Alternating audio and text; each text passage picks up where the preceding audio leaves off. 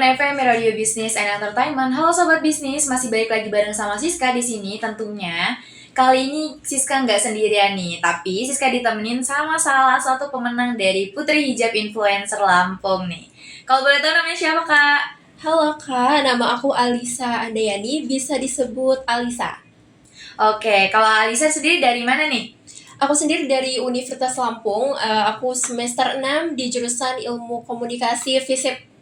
Oke, dia jadi anak semester 6, jurusannya Ilmu Komunikasi di Unila ya? Iya, betul banget. Nah, aku mau tanya dong, kalau kamu sendiri untuk Putri Hijab Influencer Lampung, ini pageant pertama kamu atau udah pernah beberapa kali ikutin pageant? Oke. Sebelumnya disclaimer sedikit ya Kak. Yang benar adalah Putri Hijab Influencer. Jadi kita salah ya tadi. Oke. Jadi ini adalah ajang kedua atau pageant kedua yang pernah aku ikuti. Sebelumnya aku pernah ikut Duta Genre Unila, Duta Generasi Berencana. Mungkin tidak bisa disebut pageant, tapi mirip-mirip lah ya Kak. Ajang prestasi gitu. Dan setelah Duta Genre, ikut ini yang kedua Putri Hijab Influencer Lampung tahun 2023. Oke, berarti udah pernah ikut ajang seperti ini yang sama lah ya.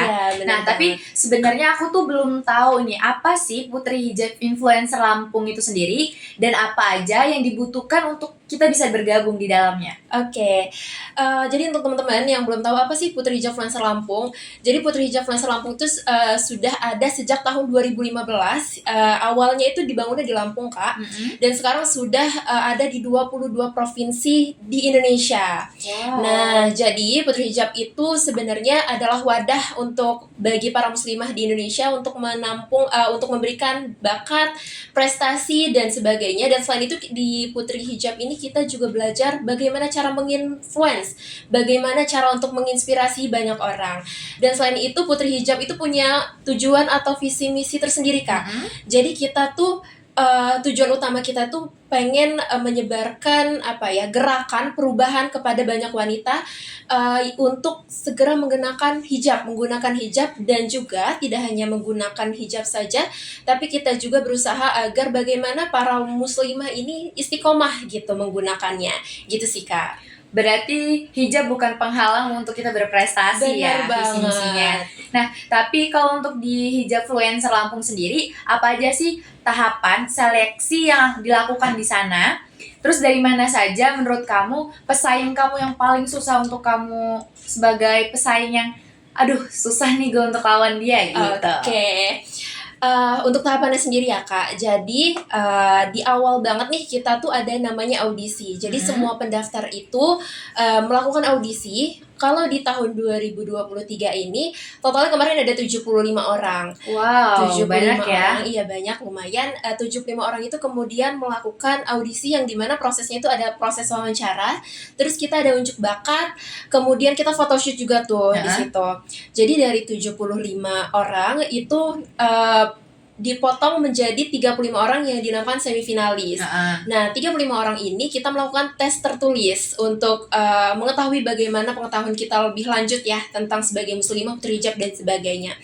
Dari 35 orang ini kemudian dipotong lagi menjadi 25 yang resmi menjadi finalis Putri Hijab Influencer Lampung tahun 2023. Nah, dari 25 ini menuju grand final kita masih banyak lagi proses seleksi ya Kak. Kita datang ke store, kita visit store, dilihat bagaimana kita membuat konten dan sebagainya. Kemudian kita melakukan karantina selama 3 hari 2 malam. Kemudian kita melakukan FGD dan masih banyak lagi hal-hal yang kita lakukan, termasuk wawancara unjuk bakat lagi dan sebagainya. Itu prosesnya. Kemudian dari 25 menjadi 10 orang, kemudian menjadi 5 dan alhasil terakhir menjadi 3 orang. Dan kalau misalnya ditanya pesaing terberat ya. Pesaing terberat sih aku ngelihatnya sebenarnya dari awal hingga grand final seluruh finalis terutama itu memberikan kualitasnya, memperlihatkan kualitasnya tuh hebat-hebat Kak, dengan caranya, dengan potensinya sendiri-sendiri. Cuma aku sempat notice nih, dan kebetulan bukan pesaing sih, cuma aku melihat luar biasa ya muslimah ini. Itu kebetulan juara satunya Kak Salsa ya, karena dia sudah bergulat atau sudah sepak terjang di Putri Hijab itu sudah sejak tahun 2019 hingga sekarang, dan alhamdulillah beliau sekarang menjadi juara 1 Putri Hijab Influencer Lampung. Luar biasa sih Kak Salsa. Semoga aja Kak Salsa dengerin kamu ngomong ininya. Jadi pas waktu lomba juga kamu terdapat inspirasi baru ya. Benar. Nah, kalau boleh tahu sendiri, dari tahapan yang paling susah itu apa menurut kamu? Tahapan sih kemarin menurut aku kayaknya interview sih Kak. Karena Itu kan part paling susah menurut kamu? menurut aku di interview, kenapa? Karena kan jangkauan dari Putri Hijab ini sangat luas ya Kak. Kita Betul. sebagai muslimah itu diuji bagaimana pengetahuan kita, wawasan kita, kemampuan kita, apa yang kita tahu, jati diri kita, personal branding kita, dan banyak hal. Jadi karena cakupannya luas, jadi kita untuk mempersiapkan interview itu juga harus membutuhkan banyak waktu ya Kak. Karena karena saking luasnya kita harus mempelajari banyak hal, jadi membutuhkan waktu yang lebih lama untuk mempersiapkan itu. Di sini tuh Kalisa menjabat sebagai juara ketiga dari Putri Hijab Fluencer Lampung sendiri. Nah, pas waktu kakak dinobatkan sebagai Putri Hijab Fluencer Lampung sebagai juara 3, bagaimana sih perasaan yang kakak rasain nih? Boleh ceritain dong? Oke, boleh banget.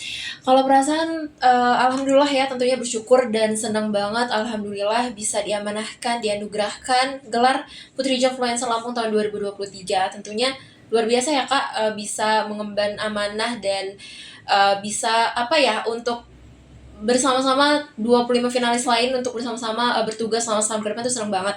Cuma ada perasaan gak nyangka juga sih Kak, kayak alhamdulillah nyampe sih ke top 3 karena di awal tuh yang aku bilang tadi, semua finalis tuh menunjukkan potensi terbaiknya masing-masing dan emang luar biasa banget.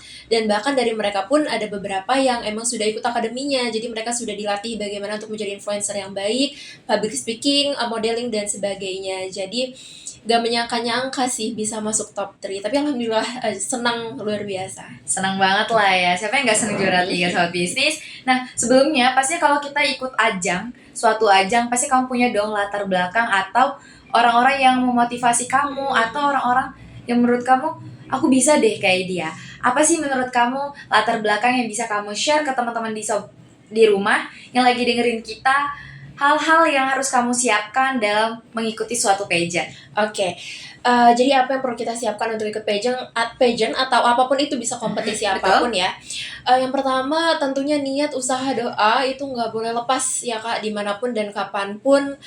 Dan aku sendiri kemarin dari audisi sampai grand final, niat, usaha, doa itu nggak pernah lepas. Yang pertama itu. Yang kedua, selalu upgrade diri dalam mengikuti apapun, di bidang apapun. Kalau misalnya kemarin di Putri Hijab Lampung sendiri, kemarin kan aku belum tahu nih, aku buta banget Putri Hijab Lampung ini apa dan sebagainya. Tentunya aku research dulu sekiranya materi apa yang berkaitan dengan Putri Hijab, materi apa yang berkaitan dengan wanita muslimah dan sebagainya. Dan juga kemudian aku mengupgrade nggak hanya di materi aja, tapi di bakat, di kemampuan, di skill kita, potensi kita yang bisa kita tampilkan kepada orang-orang. Itu juga perlu disiapkan. Dan upgrade diri nggak hanya di otak, di materi, di skill, tapi juga di penampilan. Kita harus menampilkan yang terbaik ya dimanapun dan kapanpun, terkhusus kita para wanita ya Kak ya, yang harus merawat diri dan sebagainya. Kemudian tentunya hal-hal yang harus kita siapkan adalah waktu sih Kak. Kita tuh harus waktu tuh harus sangat diperhatikan untuk apa, untuk hal-hal yang bermanfaat dan sebagainya. Dan juga untuk mempersiapkan hal-hal seperti ini tuh relasi juga sih Kak. Relasi kita tuh harus kita treat dengan baik, kita harus mencari banyak teman. Karena dari banyak teman itu secara tidak langsung tuh sangat membantu kita, mensupport kita baik secara langsung maupun tidak langsung. Jadi hal-hal seperti itu sangat membantu kita dalam mempersiapkan kita untuk ikut ajang atau pageant gitu sih Kak. Oke, banyak banget ya insight baru dari Kalisa sendiri. Tapi waktu kita udah nyemplung nih ke Hijab Fluencer Lampung, apa gerakan yang bakal kamu buat? Oke, untuk gerakan sendiri, pertama yang mungkin yang sudah aku lakukan, aku terjun langsung ke sekolah-sekolah untuk menginspirasi mereka, untuk memberikan kebermanfaatan bagi mereka dari potensi-potensi atau skill-skill yang aku miliki. Contohnya kemarin aku setelah belajar mengenai kekerasan seksual dan juga kesehatan reproduksi. Nah, aku turun ke sekolah-sekolah untuk menyebarluaskan materi tentang itu agar mereka juga mengerti dan terinspirasi juga sih Kak. Itu. Kemudian berkolaborasi dengan organisasi atau komunitas, bisa tentang berbagai hal juga.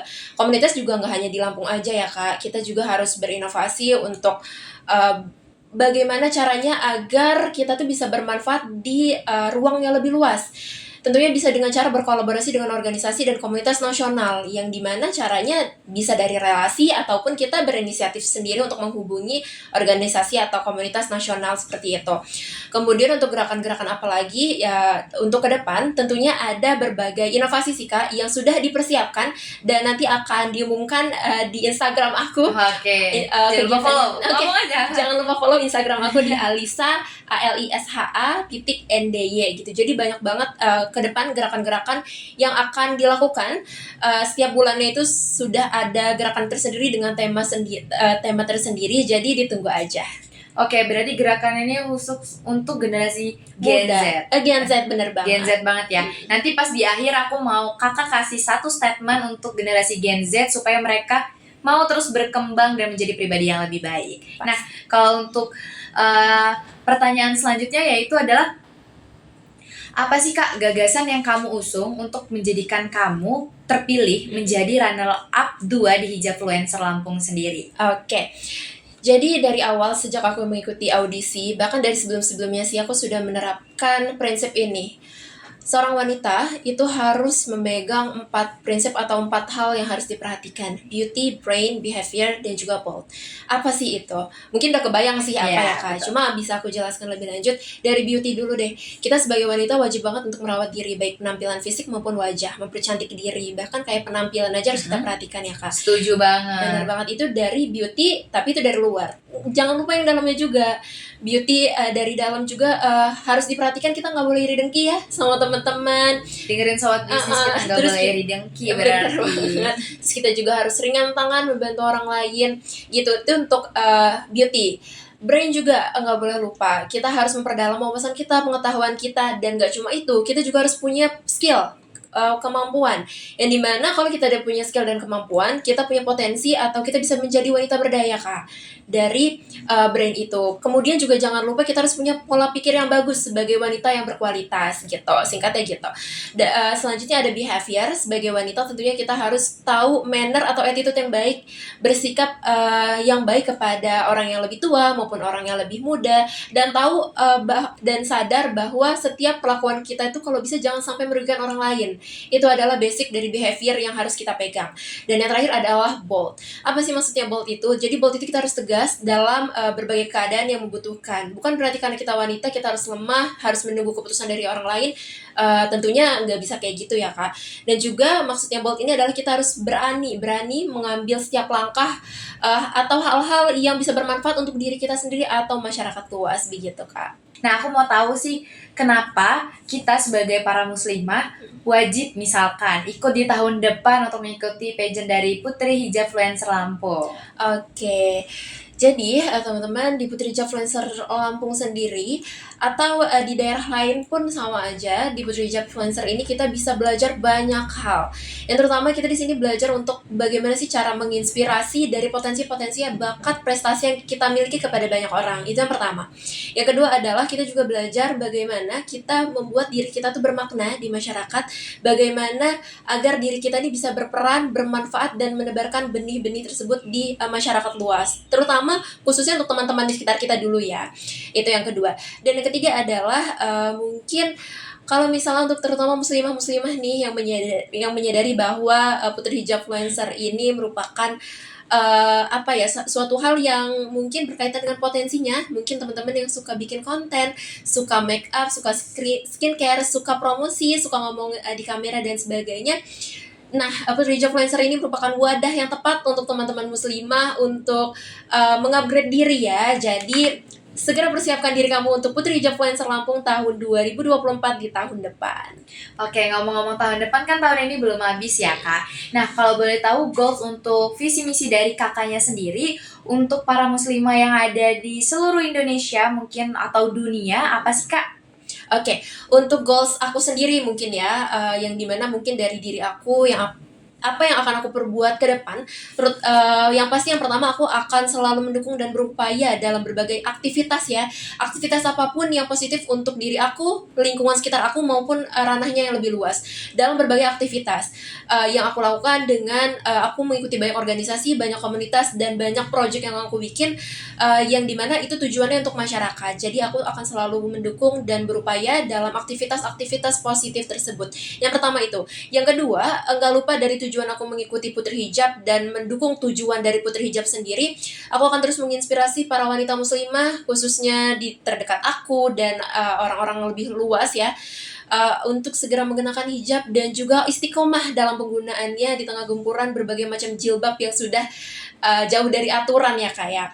Yang kedua itu. Yang ketiga, tentunya aku akan terus berinovasi membuat berbagai program kerja yang sudah aku lakukan setelah malam grand final hingga hari ini dan seterusnya, membuat berbagai gerakan, membuat berbagai project yang bermanfaat untuk masyarakat dan juga nggak cuma hanya membuat programnya, nggak cuma hanya berinovasi, tapi tentu aku akan berkolaborasi juga, mengajak teman-teman influencer di Lampung, mengajak organisasi, komunitas, bahkan brand untuk menebar benih-benih kebermanfaatan yang mungkin bisa membantu orang banyak untuk mengupgrade dirinya masing-masing gitu sih Kak.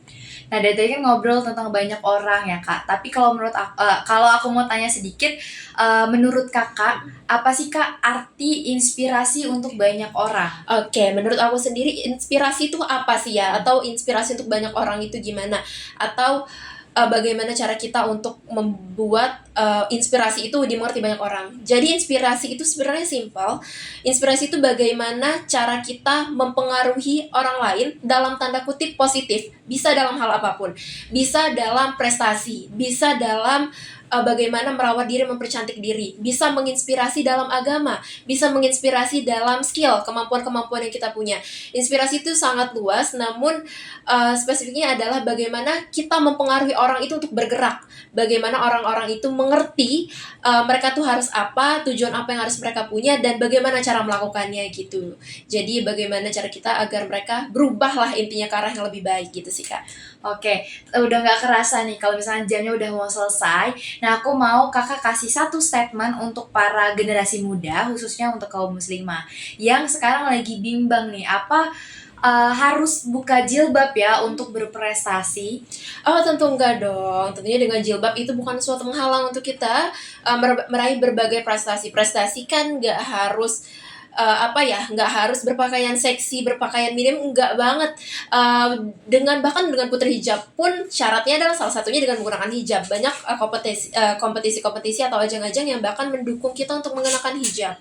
Gitu. Jadi jangan jadikan jilbab sebagai penghalang kita untuk terus berkreasi, berinovasi, berkolaborasi dengan masyarakat dan terus bermanfaat di lingkungan sekitar gitu kan. Oke, berarti hijab itu bukan penghalang kita untuk mendapatkan prestasi. Nah, Benar. satu lagi nih Kak, Oke. gimana caranya supaya kita keluar dari zona nyaman, dimana yang mungkin kita nggak mau bergerak untuk menjadi 4B tadi? Oke, gimana caranya? Simpelnya gimana cara kita keluar dari zona nyaman biar kita mengerti dari poin 4B. Aku spill lagi, 4B itu ada beauty, brain, behavior, dan juga bold teman-teman. Jadi gimana caranya? Yang pertama, percaya diri aja dulu. Tapi kalau mungkin kayak orang dengar kayak percaya diri, iya emang kayak klise ya Kak dengarnya percaya diri. Tapi emang iya teman-teman, jawabannya adalah percaya diri dan berani. Jangan takut sama omongan orang lain, karena orang lain itu juga cuma kayak cuma sepintas doang. Paling kalau ngomongin kita ya kayak emang A, emang B gitu, kayak cuma ngomong-ngomong doang. Sebenarnya mereka nggak sepeduli itu juga sama kita, nggak memperhatikan itu ke kita. Jadi sebenarnya kuncinya adalah percaya diri dan berani untuk ayo berubah, ayo melangkah, ayo jangan stuck di situ aja. Karena kalau misalnya kita stuck di situ aja, kita nggak tahu apa yang pengen kita lakuin, kita nggak berani, ya udah sampai kapanpun kita bakal kayak gitu. Dan satu lagi yang paling penting, kita harus tahu goals kita punya tujuan, dan juga kita harus punya strategi. Percuma kita mau keluar dari zona nyaman, tapi kayak mau keluar kemana, tapi kita nggak tahu apa yang mau kita cari. Itu, jadi yang perlu dicatat adalah kita harus punya goalsnya apa, dan kita harus menyusun strateginya apa untuk mencapai goals itu, gitu sih Kak. Oke, jadi fokus ke strategi supaya goalsnya bisa tercapai. Benar banget. Gitu ya. Oke teman-teman, Udah gak kerasa udah jam 3, kita berdua temenin sobat bisnis yang lagi dengerin kita. Semoga apapun informasi yang kita sampaikan bisa selalu mengudara dari Lampung untuk Indonesia. One last one for me, have a nice day, keep business hand, see you!